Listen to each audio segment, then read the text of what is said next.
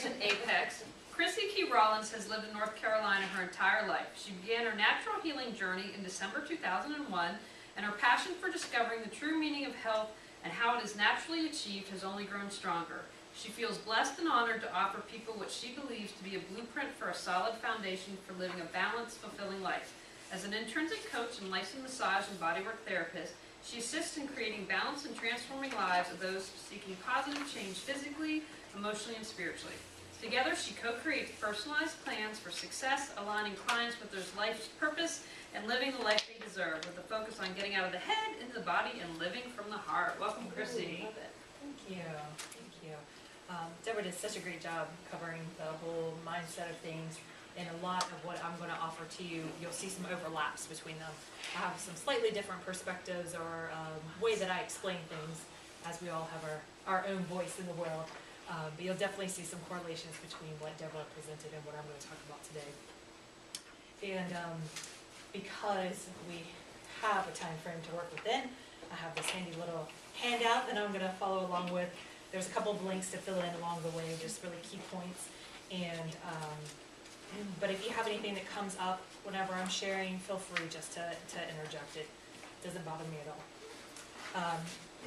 The number one thing I think about reducing stress and anxiety is getting out of our heads and getting back into our body. And everything that Deborah just said with the meditation, shifting from your thoughts into your body, is really great. And definitely I'm going to piggyback on that a little bit with my presentation. So many of us live life in our heads, which is the root cause of anxiety and stress in the first place. And tonight, you will learn how to use your body as a tool to navigate life, along with simple techniques and perspectives to get out of your head, into your body, and begin living a life of peace, bliss, and ease, which is what I think we all really want. I mean, that's what I want in my life for sure, and what my mentors exhibit in their life that made me kind of desire change. So I really like to assist my clients in shifting their perspective in life in order to not only manage stress, but to also shift into living a life free of stress. And I think whenever we go about life just thinking that stress is a part of it and stress is something we're going to have to deal with and stress is just always going to be there, we're kind of shortchanging ourselves on the experience that we can have in this life. And stress isn't a part of life that has to be there. It's just one that we're kind of conditioned to experience. So I have a really simple definition and way that I look at stress that helps me to be able to shift out of stress and anxiety. And I have been practicing all of these philosophies. Everything that I teach my clients, it's stuff that I use in my real life. It's what I use day in, day out. It's profoundly changed my life, and that's why I offer it to other people. And what I love about it is that it's just all concepts and beliefs that I have adopted and put into practice in my life and gotten my own results. So what I offer to you is not to just take what I say to you and take it as a truth, but put it to practice and develop your own truth through your own experience. And simply put, stress is, this is the first little blank on the page if you feel like following along. Simply put, stress is our resistance to how life is. So a lot of those thoughts that Deborah mentioned, those thoughts that are cluttering our mind, that are causing the stress, they are thoughts that are in resistance to how life is. Your body is a tool designed to let you know if you're flowing with life or in resistance to what shows up. If what you feel is desirable, you're on track. And if what you feel is undesirable, you're in resistance. It's a very, very simple way to look at it in a very practical way. So as I work to get back into my body, this is what I pay attention to. Just another way to get back into the body besides, cluing yourself into, how are you feeling in your shoulders and your elbows and your knees and your toes, and extremely effective way to shift out of the head. But that's like my little navigational tool. I believe that we're divinely designed in order to know the difference between right and wrong and good and bad. And when we can shift out of even looking at life as good and bad, right and wrong, I put it into two categories of preferable and non-preferable. It's either what I prefer to experience or what I prefer not to experience. And anytime that I'm having a physical sensation happening in my body that is in alignment with that which I prefer, which is usually along the lines of love and bliss and peace and happiness, all that good juju flowing, then I use that as a cue that whatever I'm doing is on the right track. It's putting me into alignment with peace and with happiness. When I feel anything other than that, it's my cue to make a different choice and get back on track, which I'll touch on a little bit more as I go through this. And my focus tonight is really stress and anxiety and the body. And what I think most of us are familiar with, but always good to bring some more attention, is the fact that anxiety and stress take a toll on us beyond our minds and our spirits. And when left unattended, this non-physical ailment, all the non-physical stuff that Deborah was talking about, it takes up residence in our physical body as well. And many of us are aware of the tension and tightness that we feel in our bodies. Most often this is found around our neck and shoulders, like Deborah mentioned, and also in our low back areas. I'm a licensed massage and bodywork therapist. I've been hands-on with people for probably about 8 years now, and I started to notice through my years of practice that there were some correlations. When people had stress and tension in their muscles in certain areas, a lot of times they had similar stresses and anxiety in their life. So this is what caused me to expand my practice from just massage to doing life coaching and nutritional cleanse coaching as well, which I'll touch on very briefly too. So just a few examples of what I said, and this is falling in alignment with what Deborah mentioned about the different chakras of the body. I found that pain or tightness in the neck, typically my clients will have challenges speaking up for themselves, or they're in, say, like an employment situation where they can't use their voice to express how they feel to their boss or to their coworkers, something along those lines. A tightness and pain in the shoulders, typically the clients are taking on too much, or if you think about it, like carrying the world on your shoulders. So sometimes we have a lot of responsibilities in life, as many of us do, but then there's that extra stress, worry, and anxiety that gets piled on top of it and compounds it to where it will literally turn your neck and shoulders into, or your shoulders and upper back area into very solid and unpenetratable. And then tightness and pain in the low back, I find a lot of times that people are dealing with financial or family challenges. So if you do study the chakra system, you'll see that these are the same kind of areas. Your throat chakra, that's where you communicate and speak to the world. And anything that's in our heart chakra area, which is up here, the top of our chest and our upper back, that's our fears and our anxiety, but also our love and our happiness. So a lot of worrying, carrying that stuff around on your shoulders. And then the low back area is part of our root chakra system, which is our ties to this earth. So our first dealings with our experience on this earth, anything dealing with our family, our tribe, where we come from, and those primal needs, which a lot of times in today's society is a financial situation. So once I started seeing these correlations, I just realized there's more that needs to be done than just tissue manipulation, although that's what I was there to do.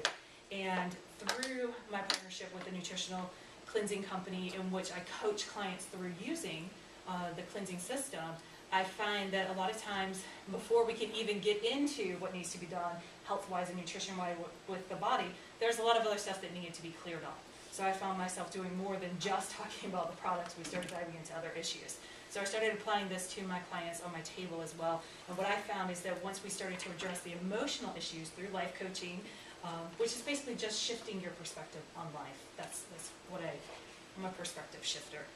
The muscles in the areas respond much more efficiently, releasing more tension and decreasing the amount of accumulation between sessions.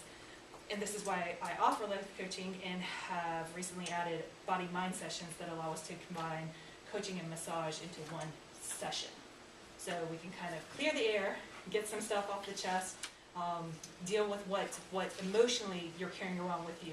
And then once you get onto the table, you can hit that whole another level of relaxation and making the sessions that much more efficient. And then you can also leave that much more equipped in how to go back out into the world and deal with it all, instead of just dealing with the body while you're on my table, stepping out the door and getting right back into life and having it all pop back on top of you. Making sense to everybody? All right. I'm pretty practical, so a lot of what I offer is very what I And consider any common sense. issues in arms or legs, what would that be? You know, the most correlation that I have is the neck, shoulders, and low back. And then that's usually where I pick up. Typically, anything that I pick up in the arms or legs,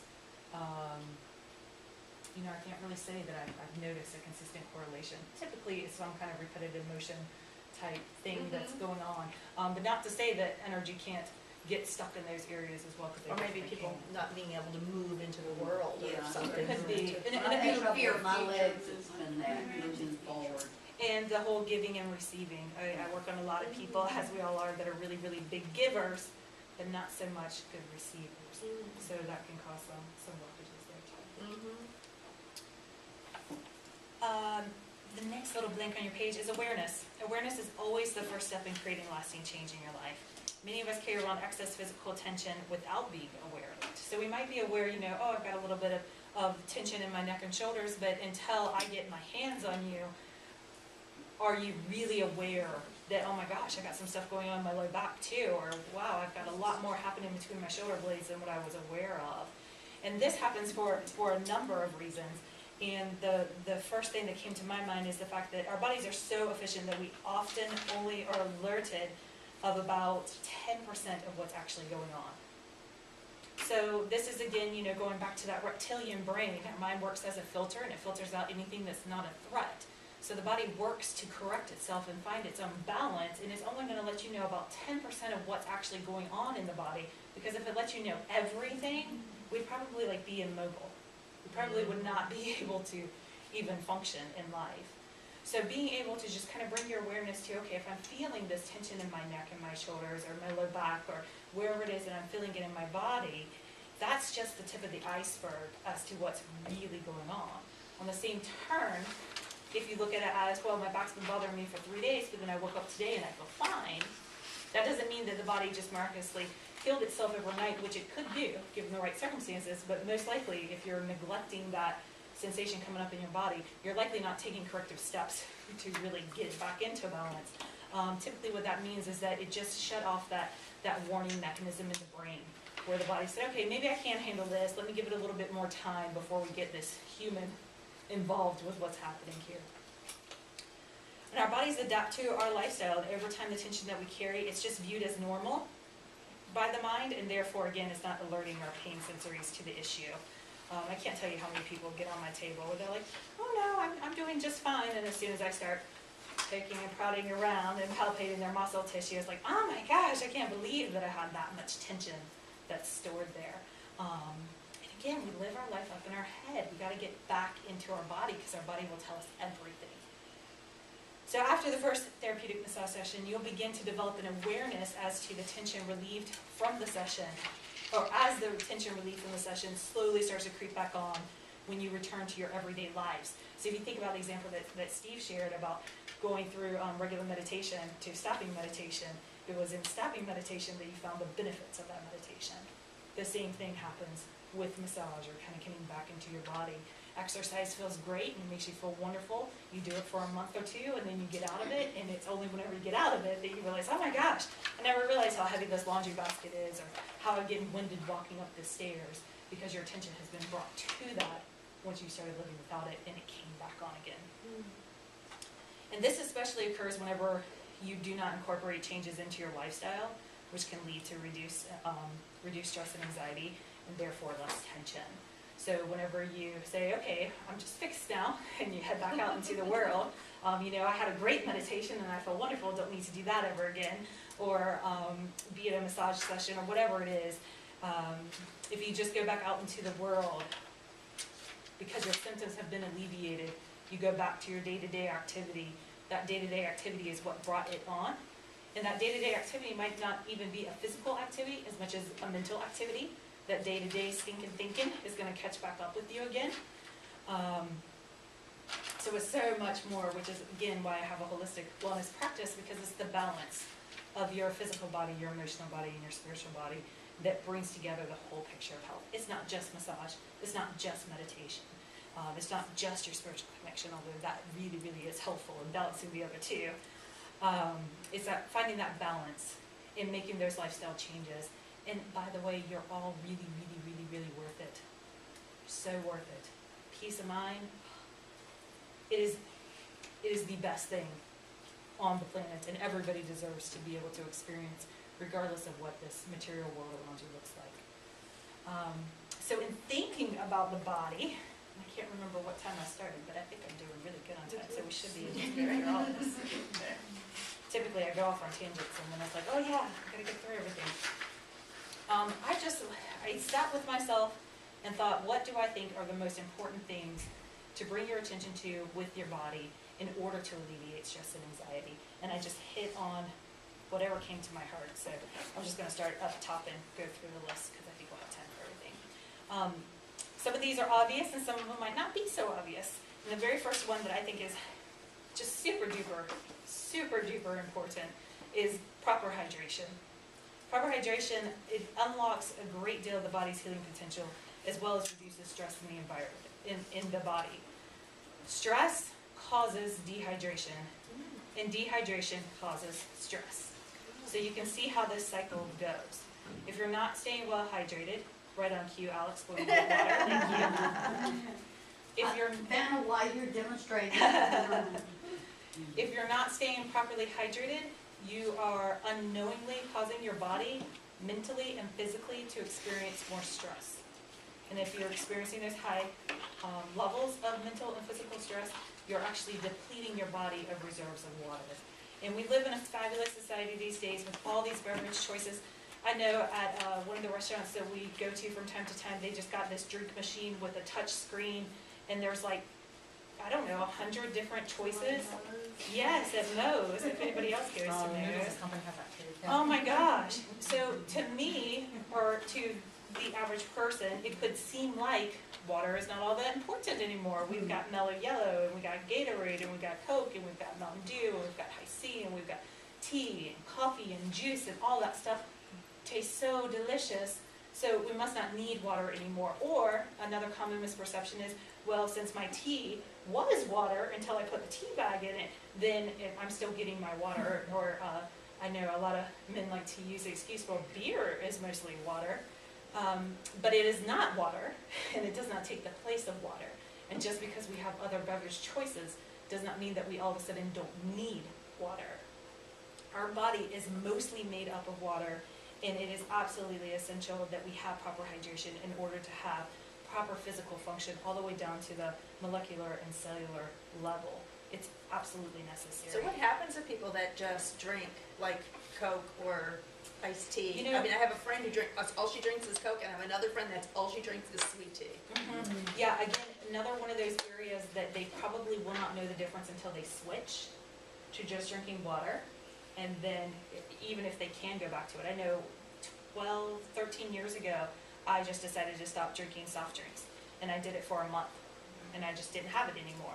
And then I worked at a restaurant at a time, and I remember on a break, I just like grabbed some soda out of the machine, and I took a sip, and oh my gosh, it just burned my throat, and it was super duper syrupy, and it instantly made me thirsty. And I thought to myself, why would I ever do this? I quit soft drinks 13 years ago. I've never gone back to them. And I just switched everything to water, and it made such a difference. I believe that it's a good reason why I don't have a number of the physical elements that other people have. I don't get headaches. I don't know. I have ease in using the bathroom on a regular basis, which a lot of people don't experience. Headaches, migraines. There's a really great book called, if you're interested in learning more about proper hydration, called You're Not Sick, You're Thirsty, Your Body's Many Cries for Water. And that might be, your body's many cries for water is you're not sick, you're thirsty. And the doctor who wrote it, he has a really long last name, but it starts with Batman. So Dr. Batman wrote that one. And this is a doctor who, long story short, he spent some time in a prison camp, like it was like a prisoner of war type situation. And everybody around him in his cell was really getting sick and having issues, and they were looking to him. They're like, come on, you're a doctor, you got to do something. And he didn't know what to do, but there was like this rusty pipe that dripped water, and it was piling in the corner, and he just started giving people water, and they started getting better. And when he got out of there, he dedicated his time to studying hydration and the effects of proper hydration. And he's like, if this nasty, dirty water in a POW camp can get people better, let me see what this is all about. And his book is full of ailments, everyday ailments, which can be cured per his training. I'm not telling you that. Through his experimenting with his clients, just through proper hydration. So anything dealing with the digestive system, anything dealing acid reflux, ulcers, any kind of neck pain, low back pain, our discs that are between our vertebrae, they're like 98% water. And if you don't replenish that water, then they're going to be more compromised, which is going to These are all problems that my friend who drinks Coke all the time has. I bet She has a lot of issues. Yeah. acid reflux and digestion Yeah. problem with her test. It's really, really, really amazing. So, basic rule of thumb, because we hear 8 glasses of water a day. Well, if you're 8, it might be a little bit different than if you're, 300 pounds and a full-grown an adult. So, my rule of thumb that I use with my clients and I find that works well is to drink half your body weight in ounces of water a day. That's for basic metabolic functions to take place. So if you weigh 200 pounds, you're looking at about 100 ounces of water, which sounds like a lot if you don't drink a lot of water, but that's just over a gallon, which again sounds like a lot if you're not used to drinking water, but it's like, what, 6 bottles of this? That's Which I it. drink every day. Per day. anyways. Oh, yeah. I mean, this spread throughout the day. So if you don't drink water, start incorporating 1 bottle a day. Do that for a week, then start incorporating 2, then up it to 3, because if you throw a gallon of water into your system today, you're not going to be very happy with the results. You'll be using the restroom a lot. Another common thing that I hear is, I'm just not thirsty. I'm just not thirsty. If you are not thirsty, that means you are past the level of dehydration to which your thirst mechanism no longer works. So if you start drinking water, you will start being thirsty. Guarantee you. And keep in mind this half your body weight of ounces of water, that's just for basic needs. So this amount needs to increase with increased physical activity, increased stress, increased perspiration, and in any kind of consumption of sugars, caffeine, and non-water beverages. So I've heard for 1 8-ounce cup of coffee, you need about 64 ounces of water to counterbalance that cup of coffee, so you can see the difference. I figure for myself, I kind of go by the 2 to 4 cup to 1 cup rule. That seems to work pretty well for me, but I'm also flooding my body with water throughout every single day. And now that being pregnant, I drink probably easily 2 gallons of water a day. I'm like always thirsty. That was one of my first symptoms that came about. I was like, I just can't get enough water, and I already drink a gallon a day. As you steadily increase the levels of water that you intake, your body will adjust to it, and it will start to use it, and it will make you more thirsty, so you can keep that water coming. And anything in excess, once you dump it in there, the body's just going to get rid of it. So that's why I say steadily kind of increase your water intake. Good. I am going to jump down to Phil because I talked about hydration way longer than I thought. So feeling. Tap into your body's inner guidance system. This is on the last page. Tap into your body's inner guidance system. Become clued into the physical sensations that take place in your body as you feel stress and anxiety come on. By taking notice of any shortness of breath, tightness in the chest, shakiness from the adrenaline pumping, or heat flushing through or rising up in your bodies. These are common ailments that I noticed for myself whenever I started facing stressful situations.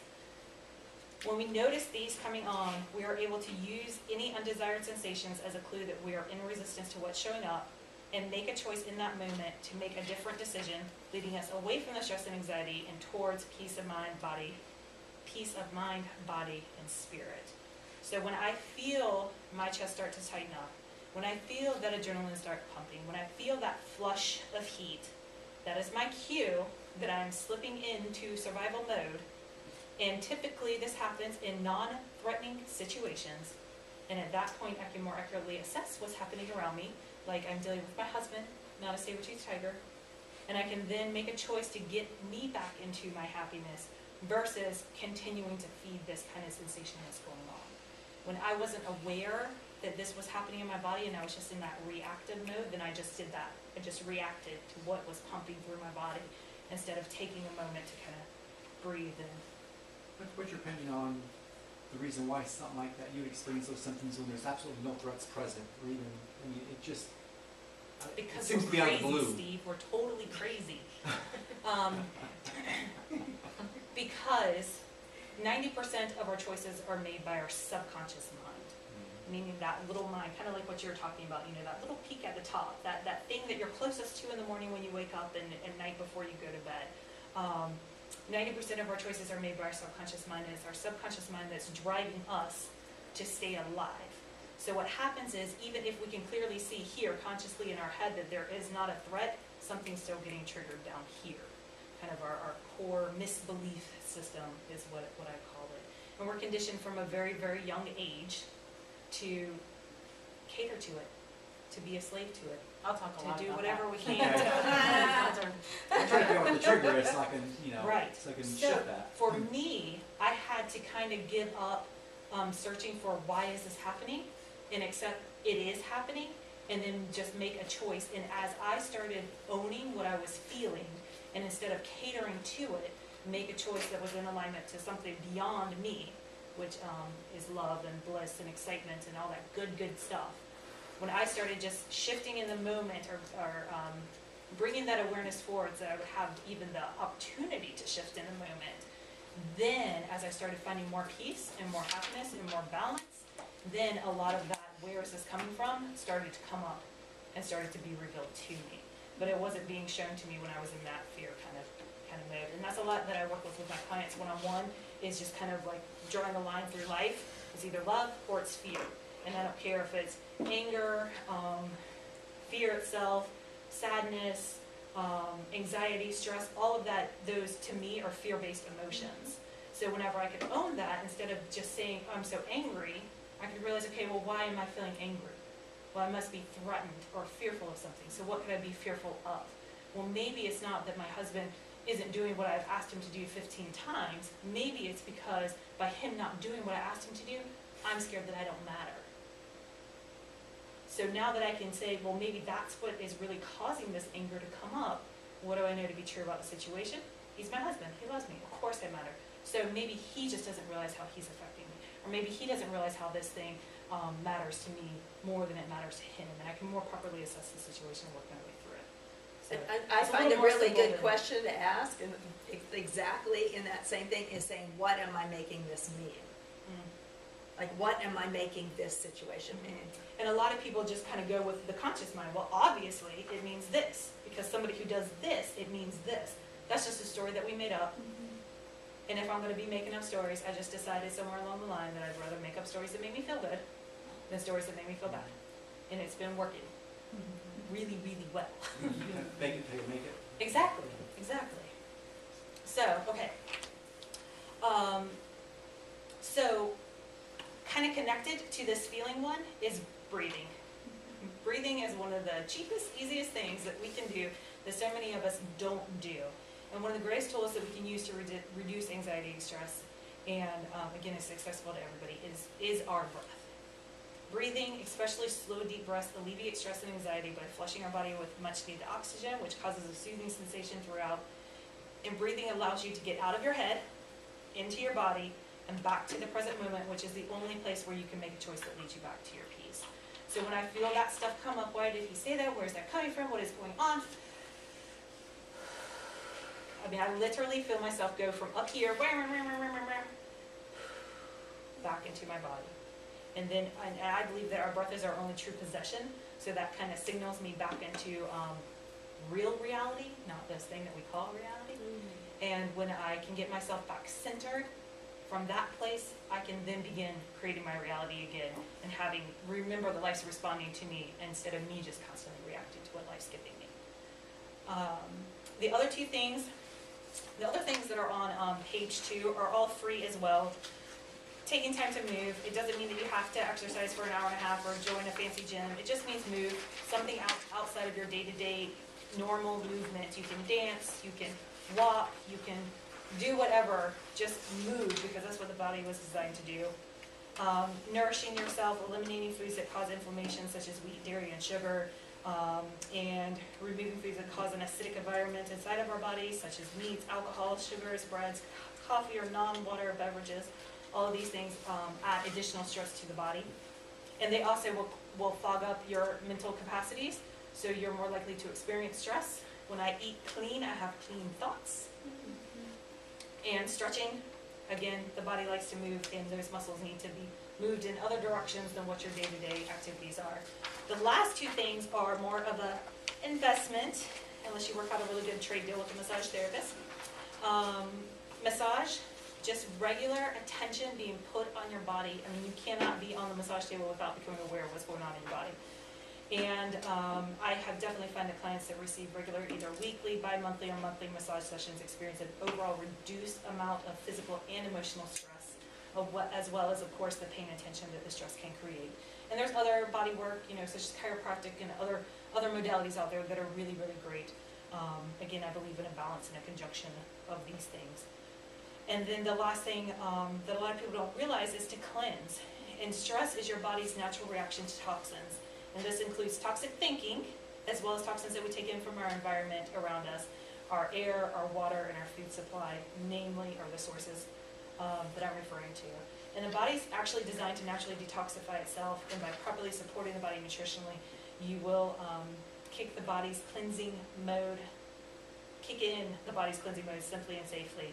And this allows the body to rid itself of unwanted stored toxins, which they store these toxins in fat, which is why it's such a struggle these days, I believe, for so many people to release fat, because your body's working to hold on to keep you protected from the toxins.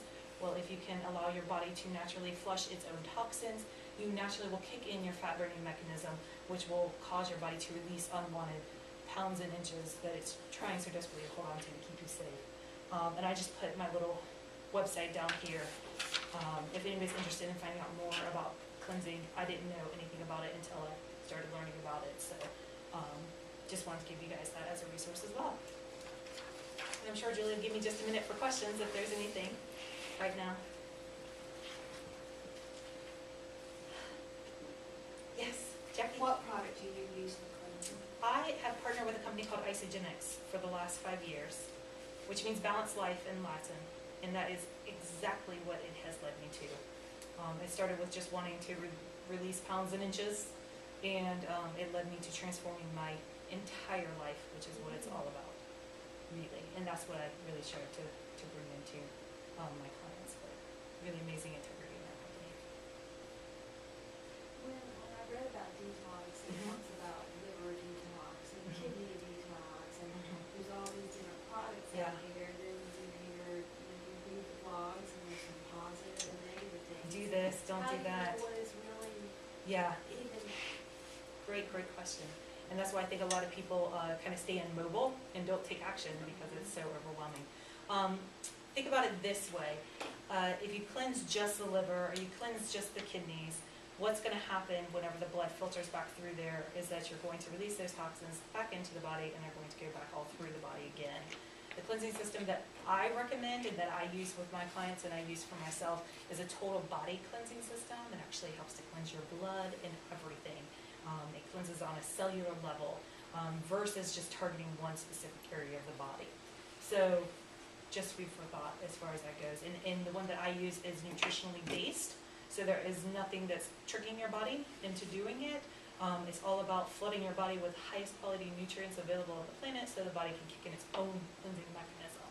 So if somebody wants to do a cleanse outside my products, I really recommend using like whole foods and whole food based supplements and organic as much as possible. The reason that I stick with the system that I stick with is because it can get really, really, really expensive when you try to piece this all together yourself. So I leave it to the experts, and I trust their judgment because they've more than proven their integrity to me.